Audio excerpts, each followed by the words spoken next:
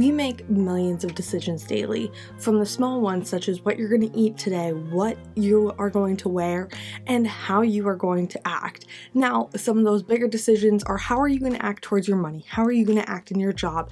Are you fulfilled? Are you setting yourself up for success? And a lot of these questions are something that you can continuously change.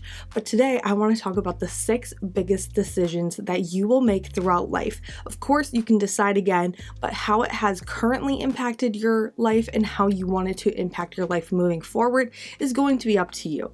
So welcome back to Balance While Blooming. My name is Bridget. I am 25 years old and I am a multi-passion person. I run Balance While Blooming. I have a full-time job. I am a wife. I am a stepmom. There's so much I do in life, and really how my life gets impacted are on these 6 decisions. When I listened to a podcast about these 6 decisions, I was like, this is something I need to talk about because I help people balance their life and bloom into their best self. What does that mean? You are balancing your wants and needs. You are blooming into the person who wants to achieve their best self and their goals and their dreams. So how you're going to do that is really setting yourself up with these questions as a basic life audit. Of course, I just did a whole life audit. Go watch that. But these are the decisions that are going to bring you to your core. There's no order to this. It's just really letting you take back control and bloom into that person that you've always wanted to be. So let's jump right in. First is who you surround yourself with. Who do you hang out with? Who is in your circle? Is it your family? Is it your friends? Where are you surrounding yourself? What type of environments of people are you surrounding yourself with? And what do they look like? How do they act? And what do they do? Studies have shown that you adjust and become who you surround yourself with. If you are going to go to the gym, you are going to push yourself to that level. If you are going to go for a walk with someone, you're going to try to go to their pace. You go and party with someone, you are going to try to drink as much as them. So really figure out if they are bettering their life, if they are bettering your life by being in your life, and really just figuring out if you need to limit the time with them. I'm not saying get rid of people. I think that's not fair. I think also figuring out that balance of surrounding yourself with better people that are uplifting you and supporting your goals and dreams, and they have goals and dreams, are going to level you up. So what does that mean? Really find friends that are aligned with you, that have the same wants. Maybe not exactly the same wants, that kind of push out of your comfort zone to reach your goal, but the visions, who you want to become, and the wants you want in life, and how you are sacrificing your time to chase your dreams. Are they doing that too? Find a few mentors that are already a level up from you. Surround yourself with them. Try to be better every single day. You can't blame others for who you are. Everyone will raise or lower their standards for the people that they surround themselves with. Who are you going to surround yourself with? The time is now to choose. And next is where you're going to live.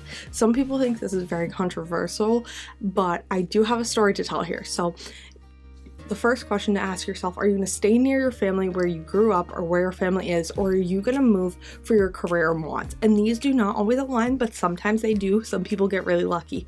But the question is, where can you grow the most? Where are you going to not feel stuck or at a limit? Is that something that you are capping yourself because of your potential by staying close to family instead of stepping out a little bit from your comfort zone of where your hometown is to create your career and wants? And where that is network, resources, the job pool, people, leveling yourself up, right? Everyone should move away for 1 to 2 years in their life. I went to college, and I will be honest, the growth journey that I had in college was not that great. I went about 2 hours away, and it was a great experience. I had really good. I did business management and entrepreneurship, and I loved it. But I didn't explore the city. I did not really surround myself with the best people, and I really didn't live the college life or live out the experiences and resources where I went to school. Now, I came home a lot because I had a full-time job at home, and I was only 2 hours away. So I came home for the weekend. I came home to see my ex-boyfriend. I was home a lot, and I felt like I didn't have that experience of college. Now, I'm not regretting that. That's my path of life. Everything happens for a reason. But I do hope in the near future that my husband and I, once my stepson is out of school, that we can maybe move for a couple of years and really experience life and grow and step out of our comfort zone to level up another degree. Now, this does not need to be states or countries away. An hour or two is perfectly fine for you to succeed.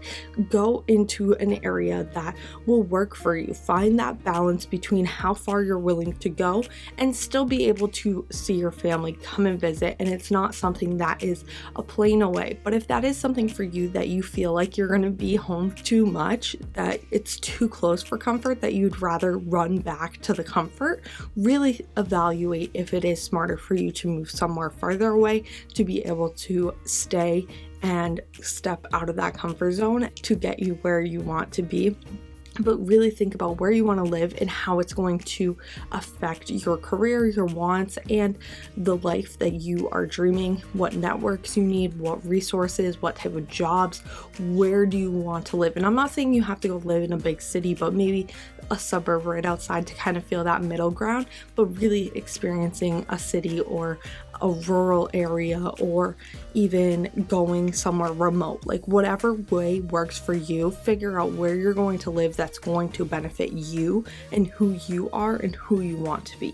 The next one is going to be another controversial one. It's who or if you are going to get married. Now, please go watch my relationship advice video. Over there, we'll explain a lot of how I think relationships should be held. But do not set limits or timelines on your relationship. No length of time being together or a certain age to fit a mold or path that not only you have set for yourself, maybe your family has set for yourself, the society has set for yourself. The goal is to stay married and not settle.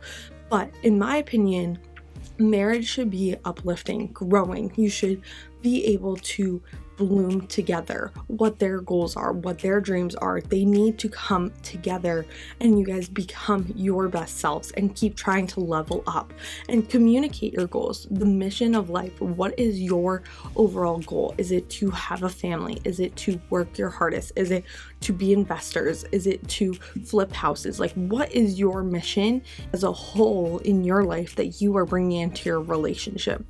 And we all have fears and we all have negative beliefs.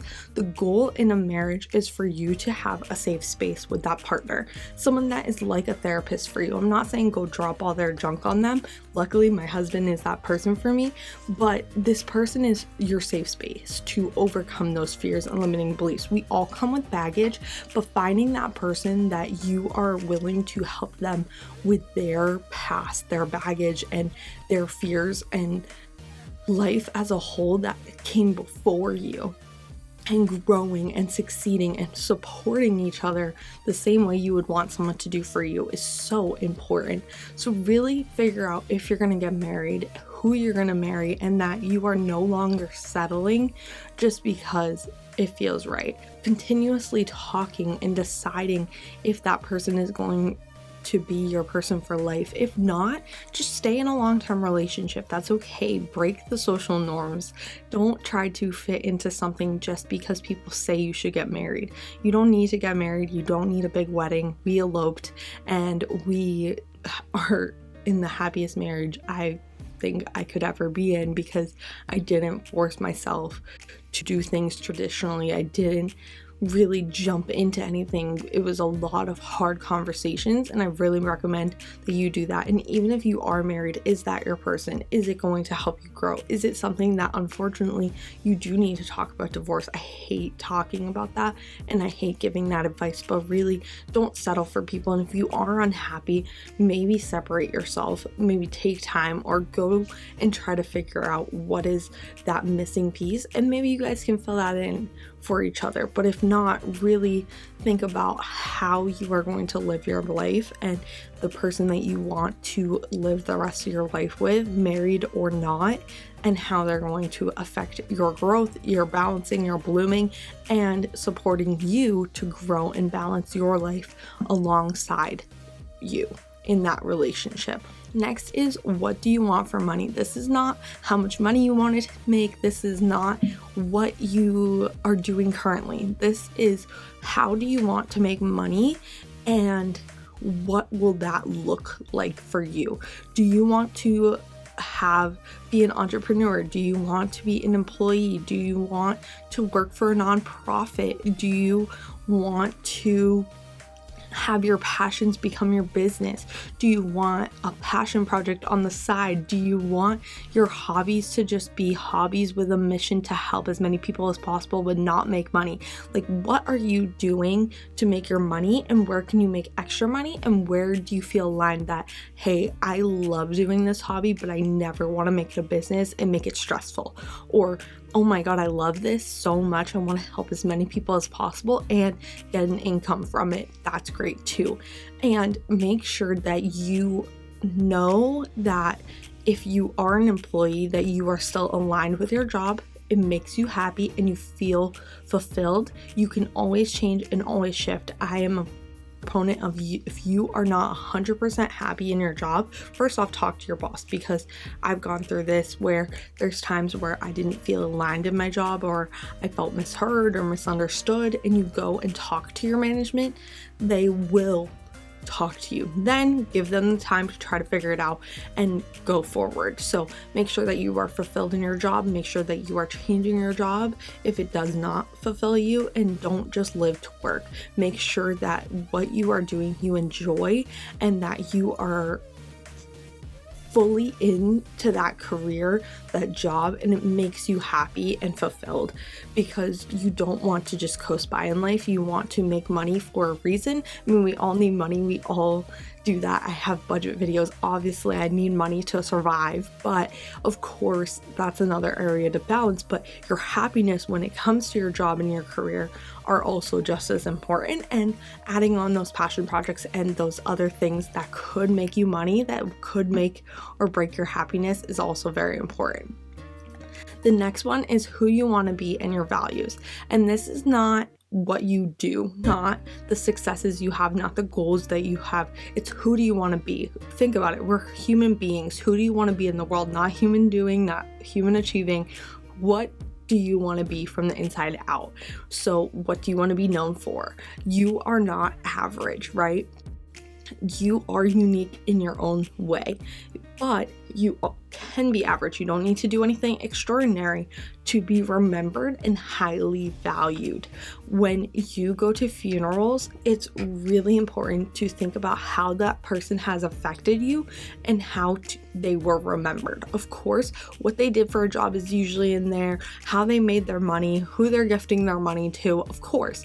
But deep down, they say, oh my gosh, she was a great person. He was so helpful, and they were so grateful to the community. Like, they just uplifted everyone when you saw them, right? And when you take that time to really sit with yourself, write down how you want to be remembered, and start shifting how some of those attributes and ways that people look at you, emphasize those, because we do not have enough good people in the world. A lot of people are not supporting one another. A lot of people are just coasting through life without trying to have an impact. And how you impact someone could be complimenting them, can be how you hold the door for someone that you pass by every single morning. You say good morning and they just see you as cheerful. People at your jobs, people at your community, at your gyms, all of these are so important to how people see you.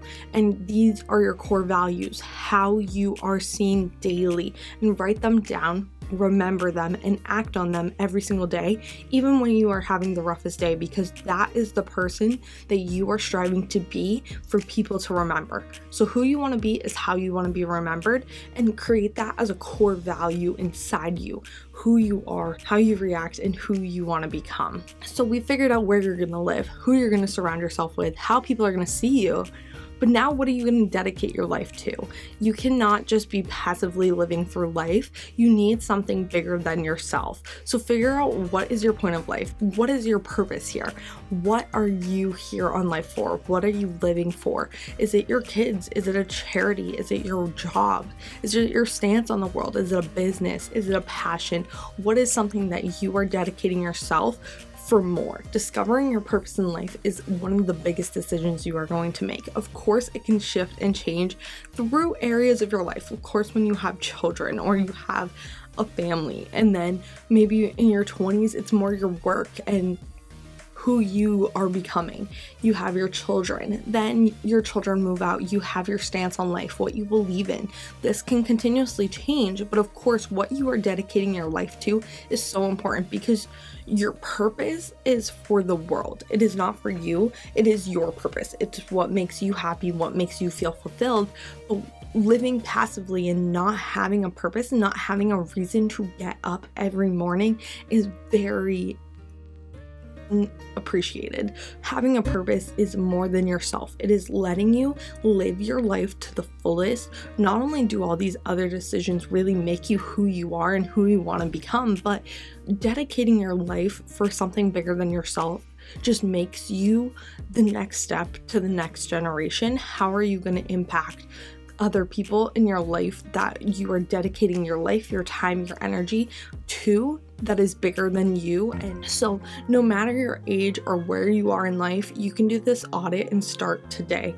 Now, these decisions are some that you have already decided, but it does not matter if you are 20 years old or 45 years old. You can take this as an intentional reset of who you want to be and the life you want to live with these 6 decisions. This is going to get you out of the hole that you may feel in of feeling unfulfilled or unwanted or unsure of the world. Sit with yourself and journal. Who do I want to surround myself with? Where do I want to live?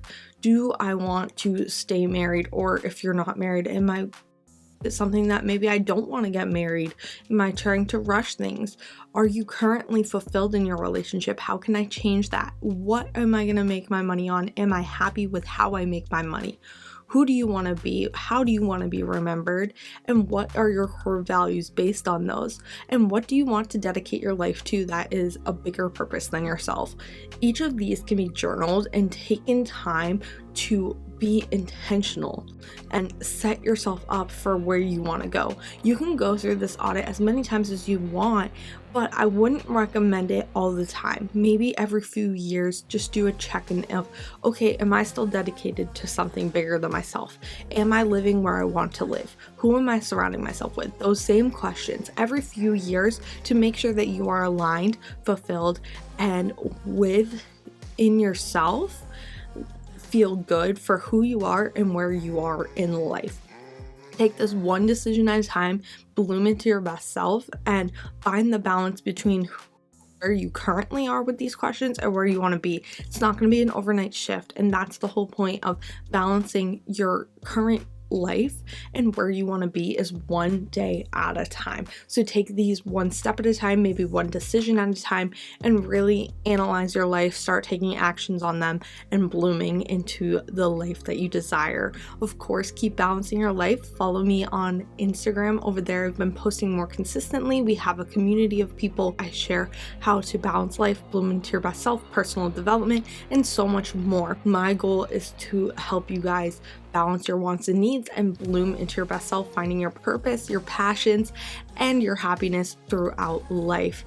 Keep balancing, keep blooming, and I hope you guys join our community either over here or over there as we are supporting one another through our journeys of life, one decision, one step at a time, and anything is possible. And I will see you guys soon. Bye, guys.